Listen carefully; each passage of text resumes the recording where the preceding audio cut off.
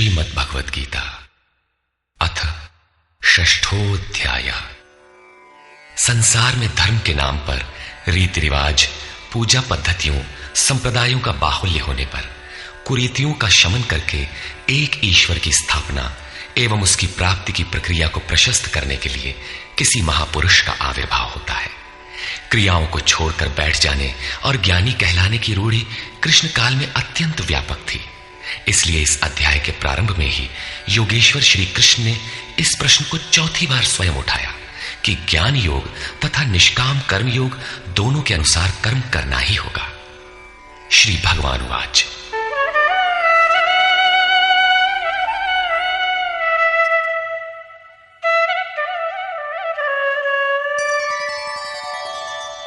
अनाश्रितः कर्मफलम् कार्यं कर्म करोति यः स सन्न्यासी च योगी च न निरग्निर्न चाक्रियः।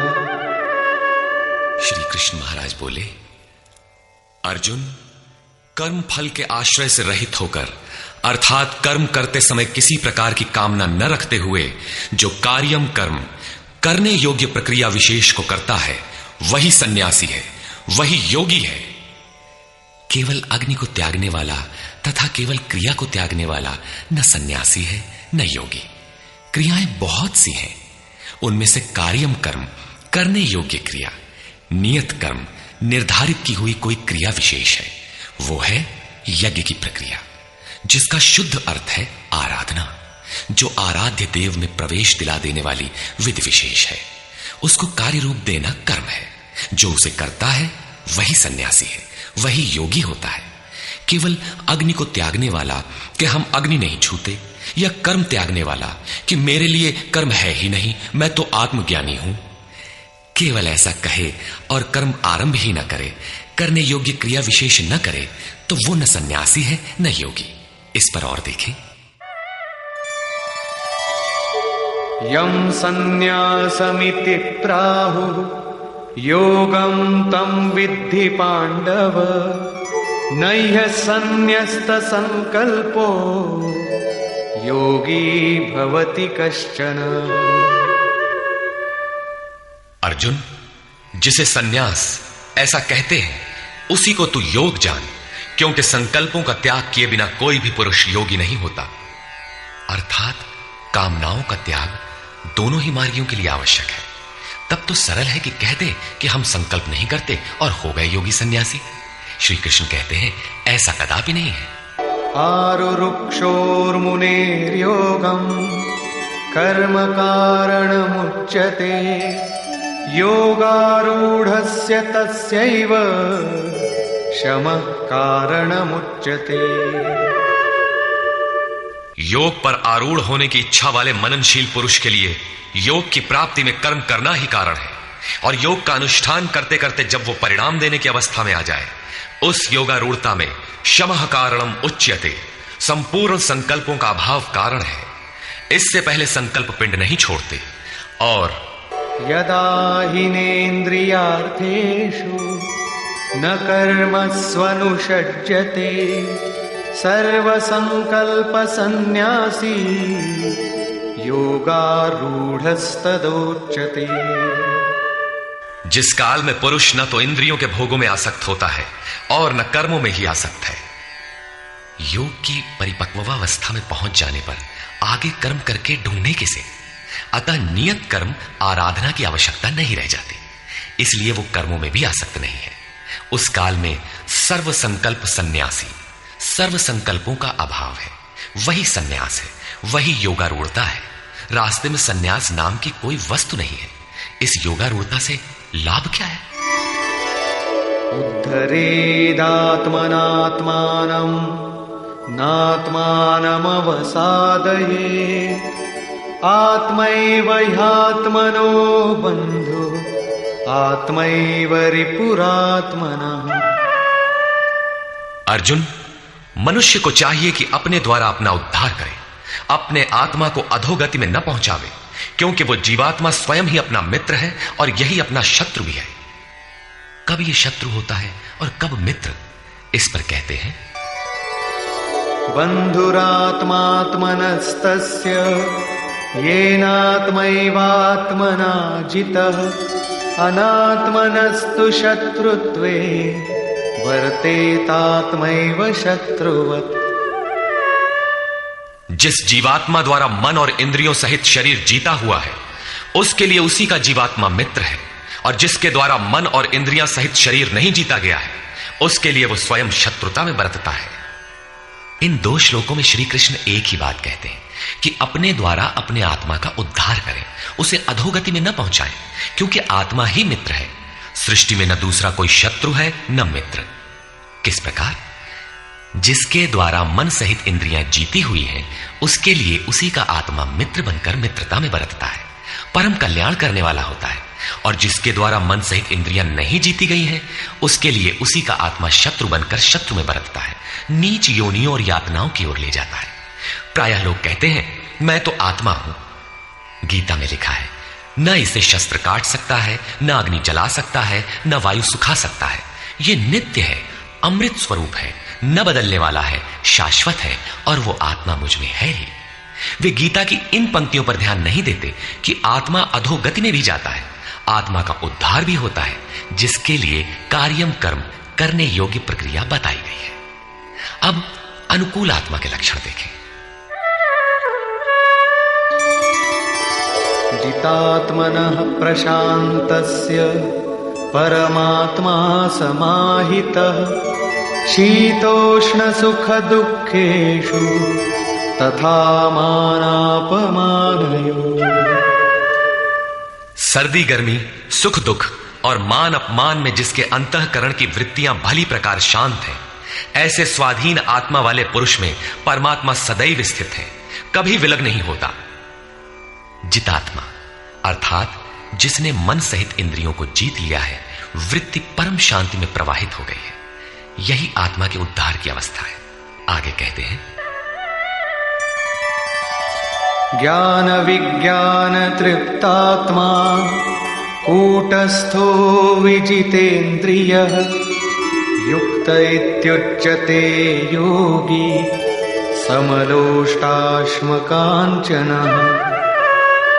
जिसका अंतःकरण ज्ञान विज्ञान से तृप्त है, जिसकी स्थिति अचल स्थिर और विकार रहित है, जिसने इंद्रियों को विशेष रूप से जीत लिया है, जिसकी दृष्टि में मिट्टी, पत्थर और सुवर्ण एक समान है, ऐसा योगी युक्त कहा जाता है। युक्त का अर्थ है योग से संयुक्त। यह योग की पराकाष्ठा है, जिसे योगेश्वर 5वें अध्याय में श्लोक 7 से 12 तक अभिचित्रित कराए हैं। परम तत्व परमात्मा का साक्षात्कार और उसके साथ होने वाली जानकारी ज्ञान है। 1 इंच भी इष्ट से दूरी है, जानने की इच्छा बनी है, तब तक वो अज्ञानी है। वो प्रेरक कैसे सर्वव्याप्त है, कैसे प्रेरणा देता है, कैसे अनेक आत्माओं का एक साथ पथ प्रदर्शन करता है, कैसे वो भूत भविष्य और वर्तमान का ज्ञाता है। उस प्रेरक इष्ट की कार्य प्रणाली का ज्ञान ही विज्ञान है। जब से हृदय में इष्ट का आविर्भाव होता है, उसी दिन से वो निर्देश देने लगता है, किंतु प्रारंभ में साधक समझ नहीं पाता। पराकाष्ठा काल में ही योगी उनकी आंतरिक कार्य प्रणाली को पूर्णतः समझ पाता है। यही समझ विज्ञान है। योगारूढ़ अथवा युक्त पुरुष का अंतःकरण ज्ञान विज्ञान से तृप्त रहता है। इसी प्रकार योग युक्त पुरुष की स्थिति का निरूपण करते हुए योगेश्वर श्री कृष्ण पुनः कहते हैं सुहृन्मित्रार्युदासीन मध्यस्थद्वेष्य बन्धुषु साधुष्वपि च पापेषु समबुद्धिर्विशिष्यते। प्राप्ति के पश्चात महापुरुष समदर्शी और समवर्ती होता है। जैसे पिछले श्लोक में उन्होंने बताया कि जो पूर्ण ज्ञाता या पंडित है वो विद्या विनय संपन्न ब्राह्मण में, चांडाल में, गाय कुत्ता हाथी में समान दृष्टि वाला होता है। उसी का पूरक ये श्लोक है। वो हृदय से सहायता करने वाले सहृदय, मित्र, बैरी, उदासीन, द्वेषी, बंधुगणों, धर्मात्मा तथा पापियों में भी समान दृष्टि वाला योग युक्त पुरुष अति श्रेष्ठ है।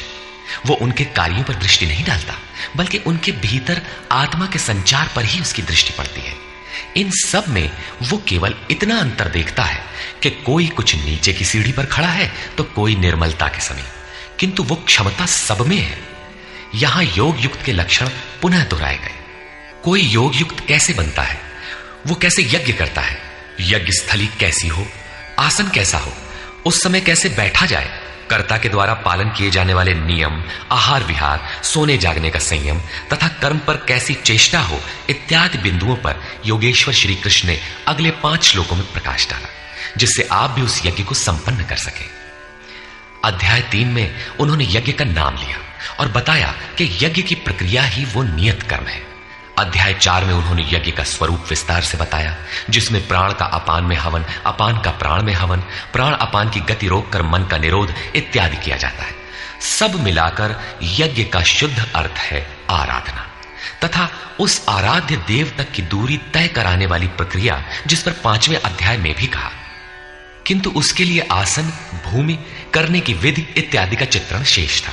उसी पर योगेश्वर श्री कृष्ण यहां प्रकाश डालते हैं।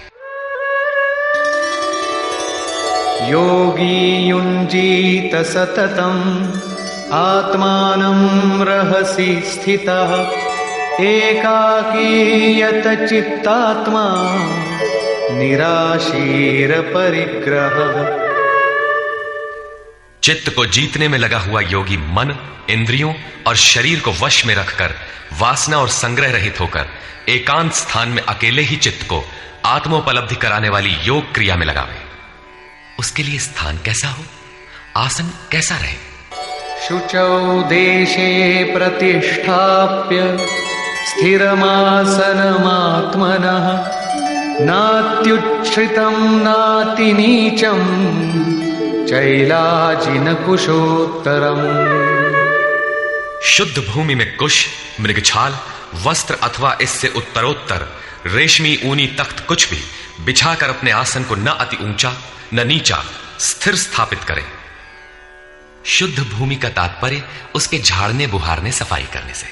जमीन पर कुछ बिछा लेना चाहिए, चाहे मृगछाल हो या चटाई अथवा कोई भी वस्त्र, तख्त जो भी उपलब्ध हो, कोई एक वस्तु बिछा लेना चाहिए। आसन हिलने डुलने वाला ना हो, न जमीन से बहुत ऊंचा हो और न एकदम नीचा। पूज्य महाराज जी लगभग 5 इंच ऊंचे आसन पर बैठते थे।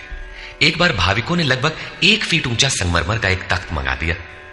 महाराज जी एक दिन तो बैठे, फिर बोले, नहीं हो, बहुत ऊंचा हो गया, ऊंचे नहीं बैठे के चाही साधु के, अभिमान हो ही जावा करत है। नीचे हूं न बैठे के चाही, हीनता आवत है, अपने से घृणा आवत है। बस उसको उठवाया और जंगल में एक बगीचा था, वहां रखवा दिया। वहां न कभी महाराज जाते थे और न अब ही कोई जाता है। यह था उन महापुरुष का क्रियात्मक शिक्षण। इसी प्रकार साधक के लिए भी बहुत ऊंचा आसन नहीं होना चाहिए, नहीं तो भजन पूर्ति बाद में होगी, अहंकार पहले चढ़ बैठेगा। इसके पश्चात तत्रैकाग्रं मनः कृत्वा यत चित्तेन्द्रियक्रियः उपविश्यासने युञ्जात् योगमात्मविशुद्धये। उस आसन पर बैठकर ही ध्यान करने का विधान है। मन को एकाग्र करके चित्त और इंद्रियों को, क्रियाओं को वश में रखते हुए अंतःकरण की शुद्धि के लिए योगाभ्यास करें। अब बैठने का तरीका बताते हैं। समंकाय शिरो ग्रीवं धारयन्नचलं स्थिरः संप्रेक्ष्य नासिकाग्रं स्वं दिशश्चानवलोकयन्। शरीर, गर्दन और सिर को सीधा, अचल, स्थिर करके जैसे कोई पटरी खड़ी कर दी गई हो, इस प्रकार सीधा दृढ़ होकर बैठ जाए और अपनी नासिका के अग्रभाग को देखकर नासिका की नोक देखते रहने का निर्देश नहीं है, बल्कि सीधे बैठने पर नाक के सामने जहां दृष्टि पड़ती है वहां दृष्टि रहे। दाहिने बाएं देखते रहने की चंचलता न रहे। अन्य दिशाओं को न देखता हुआ स्थिर होकर बैठे और प्रशांतात्मा विगतभीः ब्रह्मचारि व्रते स्थितः मनः संयम्य मच्चित्तो युक्त आसीत मत्परः। ब्रह्मचर्य व्रत में स्थित होकर। प्रायः लोग कहते हैं कि जननेंद्रिय का संयम ब्रह्मचर्य है, किंतु महापुरुषों की अनुभूति है कि मन से विषयों का स्मरण करके, आंखों से वैसे दृश्य देखकर, त्वचा से स्पर्श कर, कानों से विषयोत्तेजक शब्द सुनकर जननेंद्रिय संयम संभव नहीं है। ब्रह्मचारी का वास्तविक अर्थ है ब्रह्म आचरति स ब्रह्मचारी। ब्रह्म का आचरण है नियत कर्म, यज्ञ की प्रक्रिया, जिसे करने वाले यान्ति ब्रह्म सनातनम, सनातन ब्रह्म में प्रवेश पा जाते हैं। इसे करते समय स्पर्शान कृत्वा बहिर्बाह्यान, बाहर के स्पर्श मन और सभी इंद्रियों के स्पर्श बाहर ही त्याग कर चित्त को ब्रह्म चिंतन में, श्वास प्रश्वास में, ध्यान में लगाना है। मन ब्रह्म में लगा है तो बाह्य स्मरण कौन करे? यदि बाह्य स्मरण होता है तो अभी मन लगा कहां? विकार शरीर पर नहीं, मन की तरंगों में रहता है। मन ब्रह्माचरण में लगा है तो जननेंद्रिय संयम ही नहीं, सकलेंद्रिय संयम तक स्वाभाविक हो जाता है। अतः ब्रह्म के आचरण में स्थित रहकर भय रहित और अच्छी प्रकार शांत अंतःकरण वाला मन को संयत रखते हुए मुझ में लगे हुए चित्त से युक्त मेरे परायण होकर स्थित हो। ऐसा करने का परिणाम क्या होगा?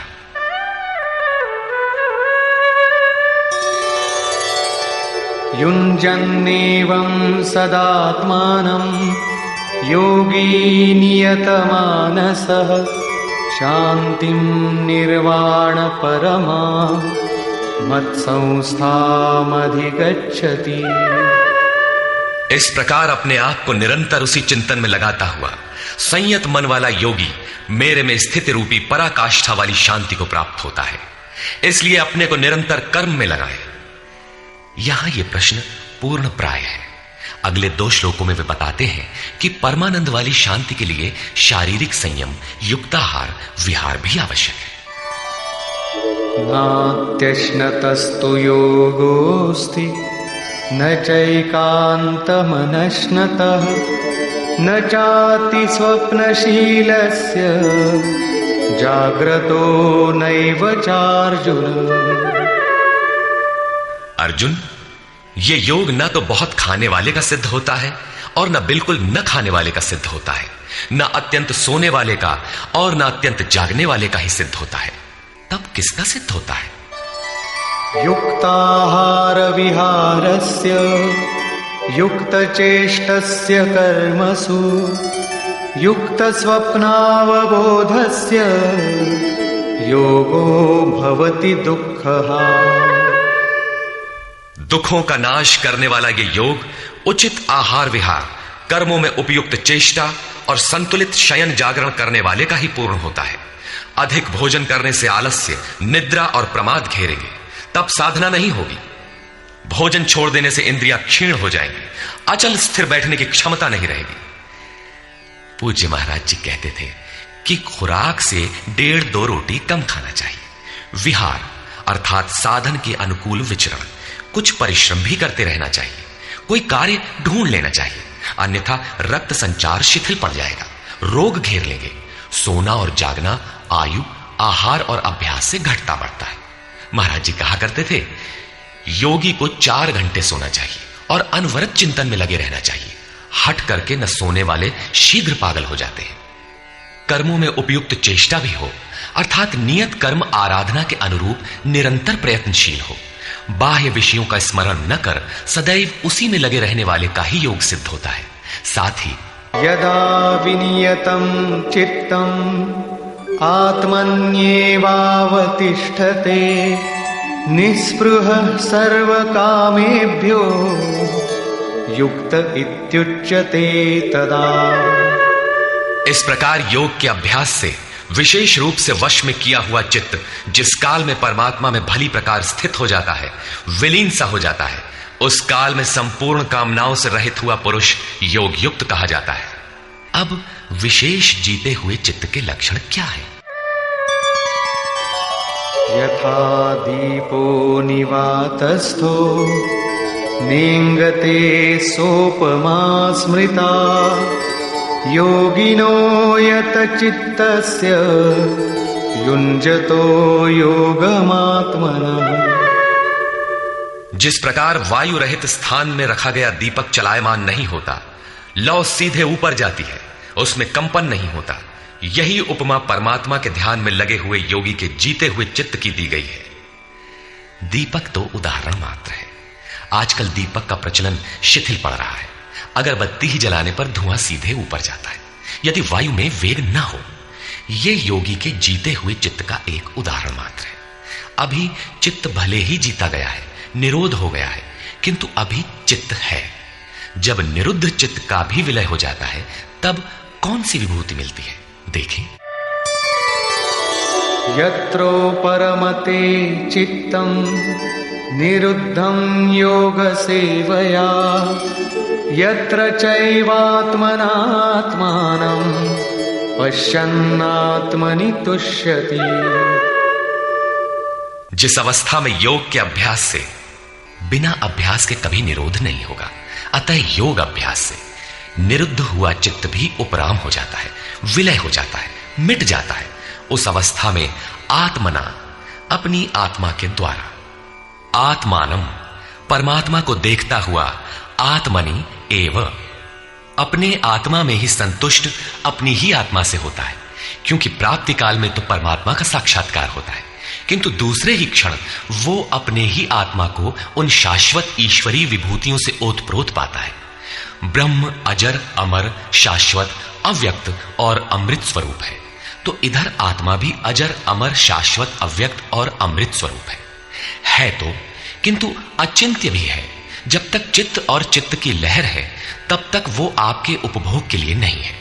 चित्त का निरोध और निरुद्ध चित्त के विलय काल में परमात्मा का साक्षात्कार होता है और दर्शन के ठीक दूसरे क्षण उन्हीं ईश्वरीय गुण धर्मों से युक्त ही अपने आत्मा को पाता है। इसलिए वो अपने ही आत्मा में संतुष्ट होता है। यही उसका स्वरूप है, यही पराकाष्ठा है। इसी का पूरक अगला श्लोक देखें।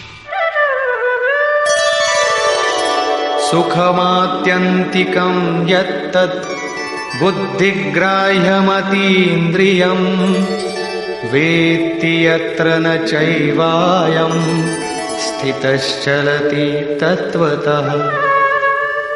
तथा इंद्रियों से अतीत केवल शुद्ध हुई सूक्ष्म बुद्धि द्वारा ग्रहण करने योग्य जो अनंत आनंद है, उसको जिस अवस्था में अनुभव करता है और जिस अवस्था में स्थित हुआ योगी भगवत स्वरूप को तत्व से जानकर चलायमान नहीं होता, सदैव उसी में प्रतिष्ठित रहता है। तथा यं लब्ध्वा चापरं लाभं मन्यते नाधिकं ततः यस्मिन् स्थितो न दुःखेन गुरुणापि विचाल्यते। परमेश्वर की प्राप्ति रूप जिस लाभ को, पराकाष्ठा की शांति को प्राप्त कर उससे अधिक दूसरा कुछ भी लाभ नहीं मानता, और भगवत प्राप्ति रूप जिस अवस्था में स्थित हुआ योगी बड़े भारी दुख से भी चलायमान नहीं होता, दुख का उसे भान भी नहीं होता, क्योंकि भान करने वाला चित्त तो मिट गया। इस प्रकार तम विद्या दुख संयोग वियोगम योग संगीतम सनिश्चयेन योक्तव्यो योगो निर्विण्ण चेतसा। जो संसार के संयोग और वियोग से रहित है उसी का नाम योग है। जो आत्यंतिक सुख है उसके मिलन का नाम योग है। जिसे परम तत्व परमात्मा कहते हैं उसके मिलन का नाम योग है। वो योग न उकताए हुए चित्त से निश्चय पूर्वक करना कर्तव्य है। धैर्य पूर्वक लगा रहने वाला ही योग में सफल होता है।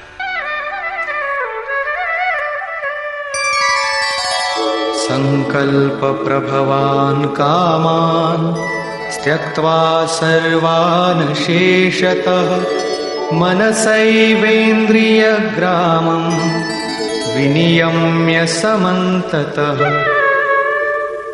इसलिए मनुष्य को चाहिए कि संकल्प से उत्पन्न होने वाली संपूर्ण कामनाओं को वासना और आसक्ति सहित सर्वथा त्याग कर मन के द्वारा इंद्रियों के समुदाय को सब ओर से अच्छी प्रकार वश में करके शनैः शनैरुपरमेद् बुद्ध्या धृति गृहीतया आत्मसंस्थं मनः कृत्वा न किंचिदपि चिंतयेत्। क्रम क्रम से अभ्यास करता हुआ उपरामता को प्राप्त हो जाए, चित्त का निरोध और क्रमशः विलय हो जाए, तदनंतर वो धैर्य युक्त बुद्धि द्वारा मन को परमात्मा में स्थित करके अन्य कुछ भी चिंतन न करे। निरंतर लगकर पाने का विधान है, किंतु आरंभ में मन लगता नहीं। इस पर योगेश्वर कहते हैं यतो यतो निश्चरति मनश्चञ्चलमस्थिरम् ततस्ततो नियम्यैतद् आत्मन्येव वशं नयेत्। ये स्थिर न रहने वाला चंचल मन जिस जिस कारण से सांसारिक पदार्थों में विचरता है उससे रोककर बारंबार अंतरात्मा में ही निरोध करे। प्रायः लोग कहते हैं कि मन जहां भी जाता है जाने दो, प्रकृति में ही तो जाएगा और प्रकृति भी उस ब्रह्म के ही अंतर्गत है। प्रकृति में विचरण करना ब्रह्म के बाहर नहीं है। किंतु श्री कृष्ण के अनुसार यह गलत है। गीता में इन मान्यताओं का किंचित भी स्थान नहीं है। श्री कृष्ण का कथन है कि मन जहां जहां जाए, जिन माध्यम से जाए, उन्हीं माध्यम से रोककर परमात्मा में ही लगावें। मन का निरोध संभव है। इस निरोध का परिणाम क्या होगा? प्रशान्तमनसं येनं योगिनं सुखमुत्तमम् उपैति शान्तरजसं ब्रह्मभूतमकल्मषम्। जिसका मन पूर्ण रूपेण शांत है, जो पाप से रहित है, जिसका रजोगुण शांत हो गया है, ऐसे ब्रह्म से एकीभूत योगी को सर्वोत्तम आनंद प्राप्त होता है, जिससे उत्तम कुछ भी नहीं है। इसी पर पुनः बल देते हैं। युञ्जन्नेवं सदात्मानं योगी विगतकल्मषः सुखेन ब्रह्म संस्पर्शम् अत्यन्तं सुखमश्नुते। पाप रहित योगी इस प्रकार आत्मा को निरंतर उस परमात्मा में लगाता हुआ सुखपूर्वक परब्रह्म परमात्मा की प्राप्ति के अनंत आनंद की अनुभूति करता है। वो ब्रह्म संस्पर्श अर्थात ब्रह्म के स्पर्श और प्रवेश के साथ अनंत आनंद का अनुभव करता है। अतः भजन अनिवार्य है। इसी पर आगे कहते हैं,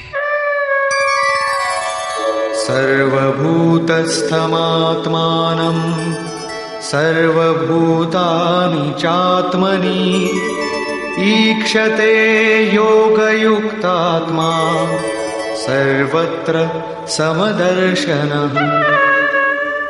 योग के परिणाम से युक्त आत्मा वाला, सब में समभाव से देखने वाला योगी आत्मा को संपूर्ण प्राणियों में व्याप्त देखता है और संपूर्ण भूतों को आत्मा में ही प्रवाहित देखता है। इस प्रकार देखने से लाभ क्या है? यो मां पश्यति सर्वत्र सर्वं च मयि पश्यति तस्याहं न प्रणश्यामि स च मे न प्रणश्यति। जो पुरुष संपूर्ण भूतों में मुझ परमात्मा को देखता है, व्याप्त देखता है और संपूर्ण भूतों को मुझ परमात्मा के ही अंतर्गत देखता है, उसके लिए मैं अदृश्य नहीं होता हूं और वो मेरे लिए अदृश्य नहीं होता।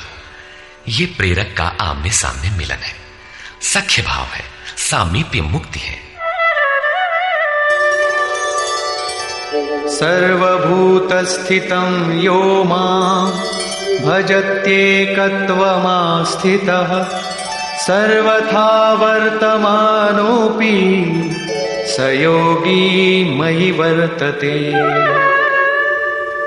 जो पुरुष अनेकता से परे उपर्युक्त एकत्व भाव से मुझ परमात्मा को भजता है, वो योगी सब प्रकार के कार्यों में बरतता हुआ मेरे में ही बरतता है, क्योंकि मुझे छोड़कर उसके लिए कोई बचा भी तो नहीं। उसका तो सब मिट गया, इसलिए वो अब उठता बैठता जो कुछ भी करता है मेरे संकल्प से करता है। आत्मौपम्येन सर्वत्र समं पश्यति अर्जुन सुखं वा यदि वा दुःखं स योगी परमो मतः।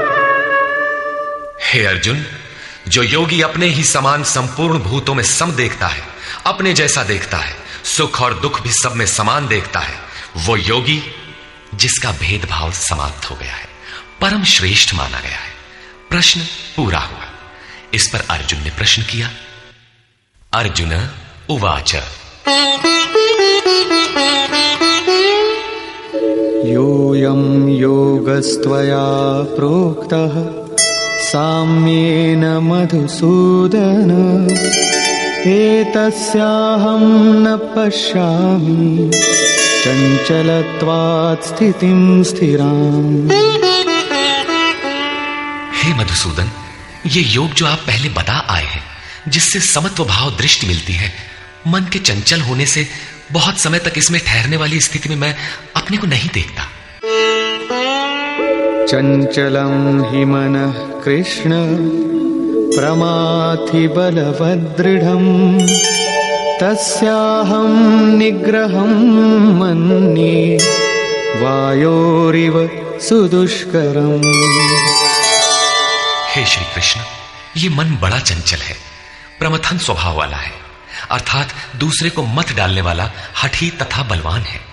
इसलिए इसे वश में करना मैं वायु की भांति अति दुष्कर मानता हूं। तूफानी हवा और इसको रोकना बराबर है। इस पर योगेश्वर श्री कृष्ण कहते हैं, श्री भगवान उवाच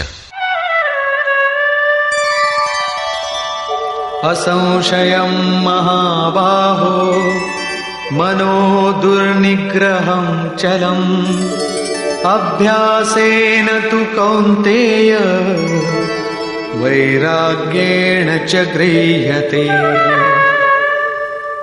महान कार्य करने के लिए प्रयत्नशील अर्थात महाबाहु अर्जुन, निसंदेह मन चंचल है, बड़ी कठिनाई से वश में होने वाला है, परंतु कौन्तेय यह अभ्यास और वैराग्य के द्वारा वश में होता है। जहां चित्त को लगाना है वहां स्थिर करने के लिए बार बार प्रयत्न का नाम अभ्यास है, तथा देखी सुनी विषय वस्तुओं में, संसार या स्वर्ग आदि के भोगों में राग अर्थात लगाव का त्याग वैराग्य है। श्री कृष्ण कहते हैं कि मन वश में करना कठिन है, किंतु अभ्यास और वैराग्य द्वारा यह वश में हो जाता है। असंयतात्मना योगो दुष्प्राप इति मे मतिः वश्यात्मना तु यतता शक्यो वाप्तुमुपायतः। अर्जुन, मन को वश में न करने वाले पुरुष के लिए योग प्राप्त होना कठिन है, किंतु स्ववश मन वाले प्रयत्नशील पुरुष के लिए योग सहज है। ऐसा मेरा अपना मत है। जितना कठिन तू मान बैठा है उतना कठिन नहीं है, अतः इसे कठिन मानकर छोड़ मत दो।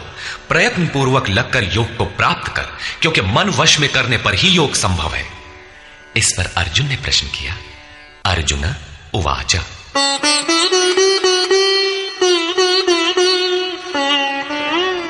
अयति श्रद्धयोपेतो योगाच्चलितमानसः अप्राप्य योगसंसिद्धिं कां गतिं कृष्ण गच्छति।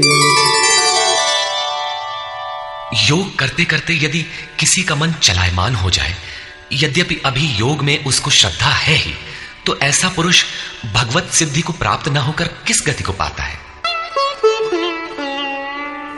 कच्चिन्नो भय विभ्रष्टः छिन्नाभ्रमिव नश्यति अप्रतिष्ठो महाबाहो विमूढ़ो ब्रह्मणः पथि। महाबाहु श्री कृष्ण, भगवत प्राप्ति के मार्ग से विचलित हुआ वो मोहित पुरुष छिन्न भिन्न बादल की भांति दोनों ओर से नष्ट भ्रष्ट तो नहीं होता। छोटी सी बदली आकाश में छाए तो वो न बरस पाती है, न लौटकर मेघों से ही मिल पाती है, बल्कि हवा के झोंकों से देखते देखते नष्ट प्राय हो जाती है।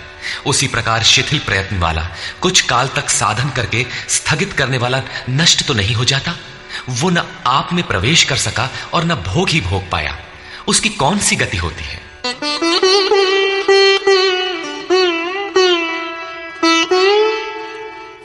एतन्मे संशयं कृष्ण छेत्तुमर्हस्य शेषतः त्वदन्यः संशयस्यास्य छेत्ता नह्युपपद्यते। हे श्री कृष्ण, मेरे इस संशय को संपूर्णता से मिटाने के लिए आप ही सक्षम हैं। आपके अतिरिक्त दूसरा कोई इस संशय को मिटाने वाला मिलना संभव नहीं है। इस पर योगेश्वर श्री कृष्ण ने कहा, श्री भगवान वाच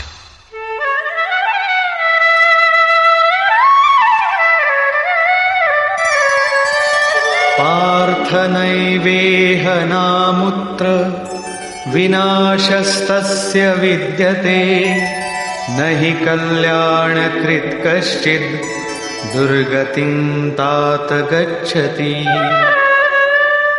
पार्थिव शरीर को ही रथ बनाकर लक्ष्य की ओर अग्रसर अर्जुन, उस पुरुष का न तो इस लोक में और न परलोक में ही नाश होता है, क्योंकि हे तात, उस परम कल्याणकारी नियत कर्म को करने वाला दुर्गति को प्राप्त नहीं होता। उसका होता क्या है? प्राप्य पुण्यकृतान् लोकान् उषित्वा शाश्वती समा शुचीनां श्रीमतां गेहि योगभ्रष्टोऽभिजायते। मन चलायमान होने से योग भ्रष्ट हुआ वो पुरुष पुण्यवानों के लोकों में वासनाओं को भोग कर, जिन वासनाओं को लेकर वो योग भ्रष्ट हुआ था, भगवान उसे थोड़े में सब दिखा सुना देते हैं। उन्हें भोग कर वो शुचि नाम श्रीमताम, शुद्ध आचरण वाले श्रीमान पुरुषों के घर में जन्म लेता है। जो शुद्ध आचरण वाले हैं वही श्रीमान है। अथवा योगिनामेव कुले भवति धीमताम् एतद्धि दुर्लभतरम् लोके जन्म यदीदृशम्। अथवा वहां जन्म न मिलने पर भी स्थिर बुद्धि योगियों के कुल में वो प्रवेश पा जाता है। श्रीमानों के घर में पवित्र संस्कार बचपन से ही मिलने लगते हैं, किंतु वहां जन्म न हो पाने पर वो योगियों के कुल में, घर में नहीं, शिष्य परंपरा में प्रवेश पा जाता है। कबीर, तुलसी, रैदास, वाल्मीकि इत्यादि को शुद्ध आचरण और श्रीमानों का घर नहीं, योगियों के कुल में प्रवेश मिला। सद्गुरु के कुल में संस्कारों का परिवर्तन भी एक जन्म है, और ऐसा जन्म संसार में निसंदेह अति दुर्लभ है।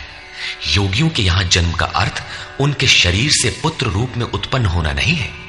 गृह त्याग से पूर्व पैदा होने वाले लड़के मोहवश महापुरुष को भी भले ही पिता मानते रहे, किंतु महापुरुष के लिए घर वालों के नाम पर कोई नहीं होता।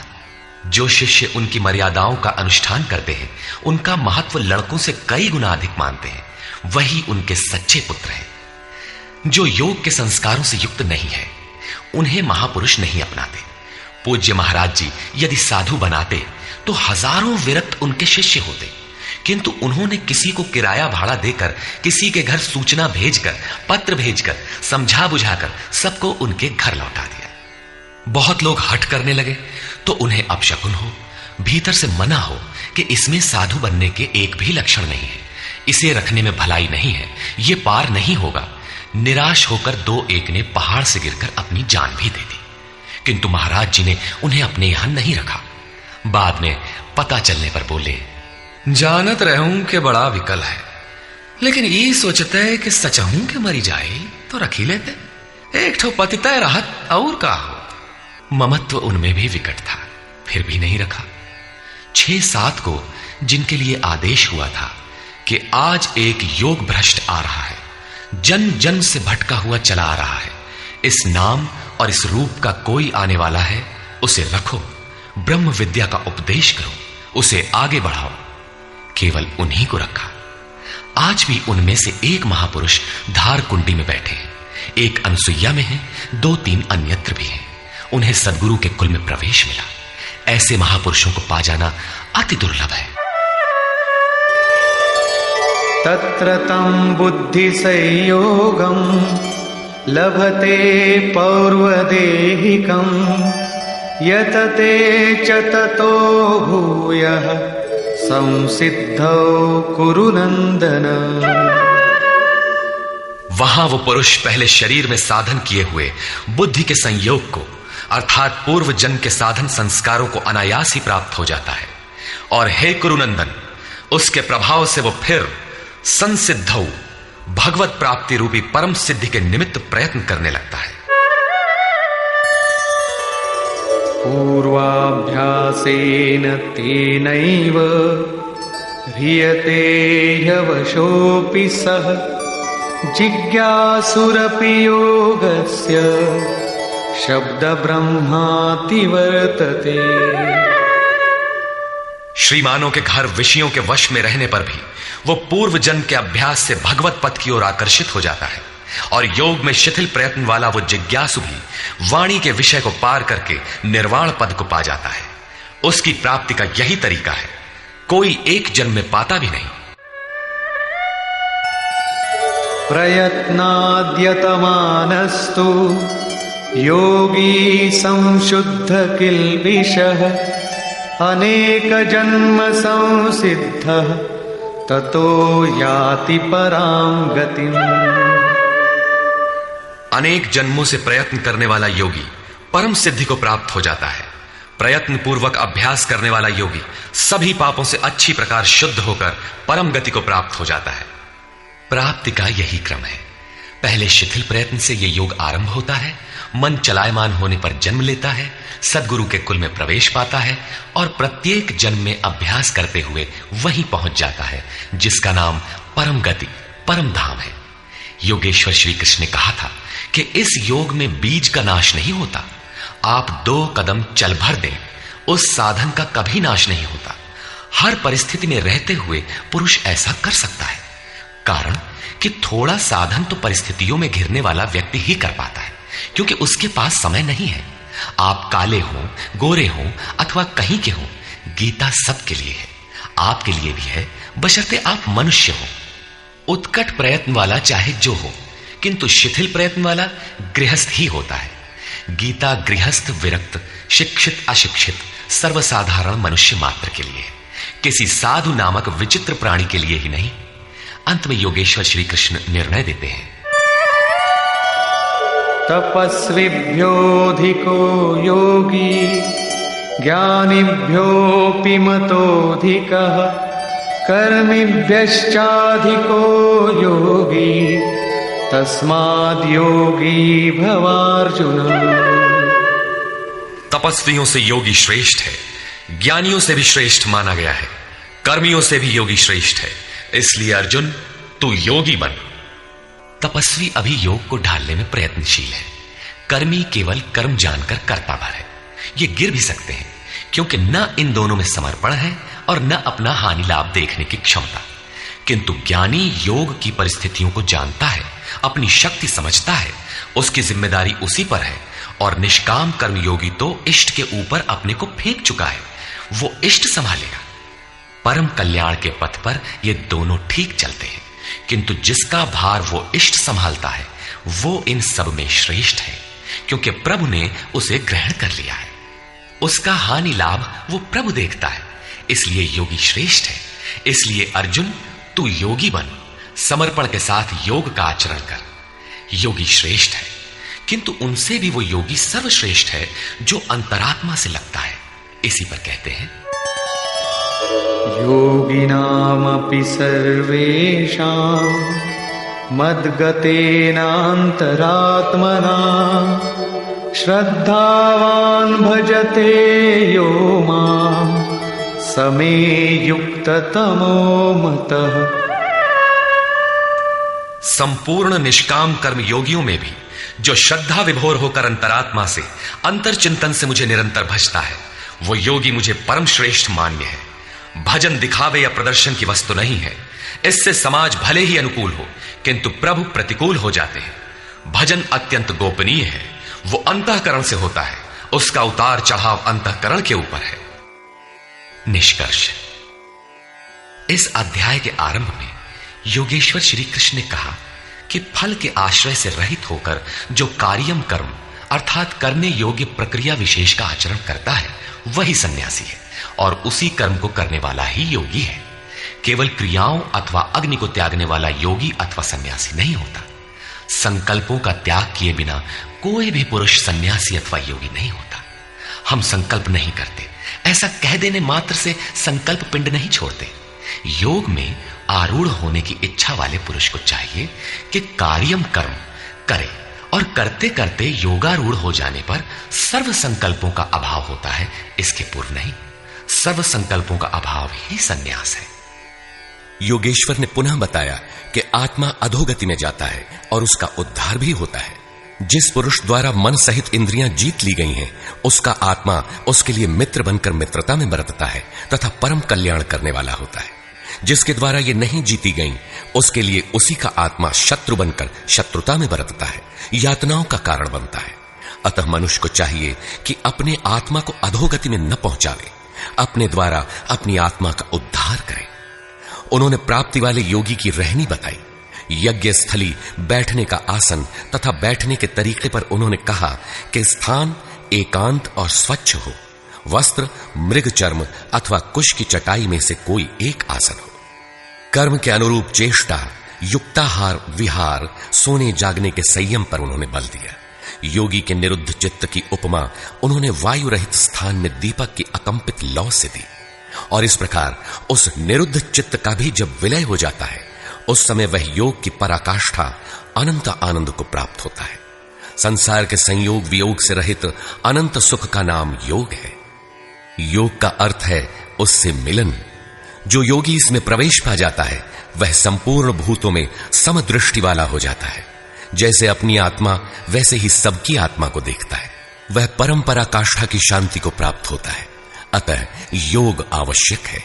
मन जहां जहां जाए वहां वहां से घसीटकर बारंबार इसका निरोध करना चाहिए।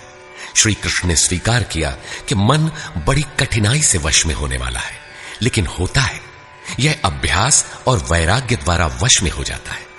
शिथिल प्रयत्न वाला व्यक्ति भी अनेक जन्म के अभ्यास से वहीं पहुंच जाता है जिसका नाम परम गति अथवा परम धाम है। तपस्वियों, ज्ञान मार्गियों तथा केवल कर्मियों से योगी श्रेष्ठ है। इसलिए अर्जुन, तू योगी बन। समर्पण के साथ अंतर मन से योग का आचरण कर। प्रस्तुत अध्याय में योगेश्वर श्री कृष्ण ने प्रमुख रूप से योग की प्राप्ति के लिए अभ्यास पर बल दिया है।